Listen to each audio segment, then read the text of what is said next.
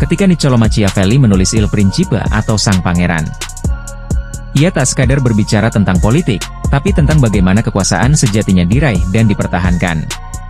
Dalam pandangannya, seorang penguasa yang ingin bertahan harus siap melakukan apapun, bahkan tindakan yang tidak bermoral.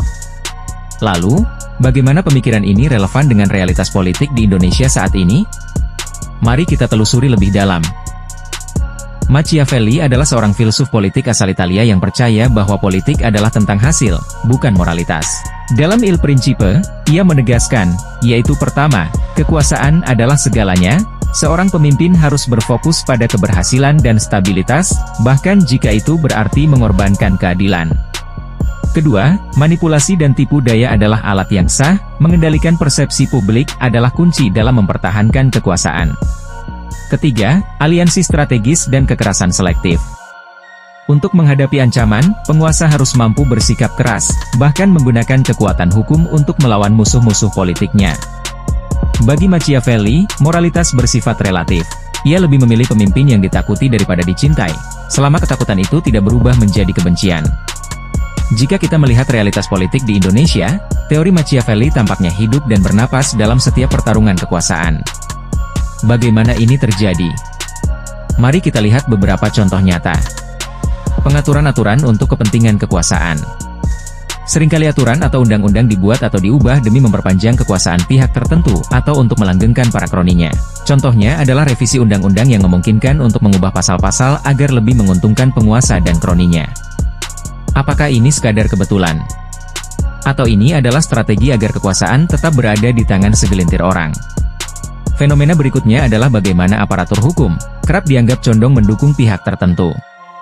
ASN dan kepala desa pun sering dimobilisasi sebagai ujung tombak kampanye, dengan perintah terselubung untuk memenangkan kandidat yang sudah disiapkan oleh elit.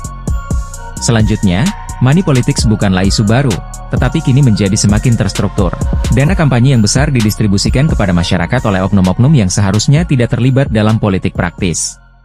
Para calon yang berinvestasi dalam praktik ini seringkali mendapatkan dukungan dari pengusaha besar, yang pada gilirannya juga memiliki kepentingan terselubung.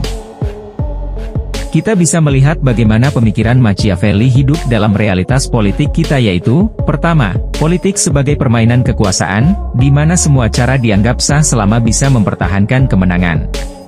Kedua, hukum sebagai alat politik, bukan sebagai penjaga keadilan. Ketiga, pemimpin yang pragmatis, yang lebih mementingkan hasil daripada moral. Namun, di balik strategi ini, ada pertanyaan besar, bagaimana dengan masa depan demokrasi? Apakah rakyat hanya menjadi pion dalam catur kekuasaan?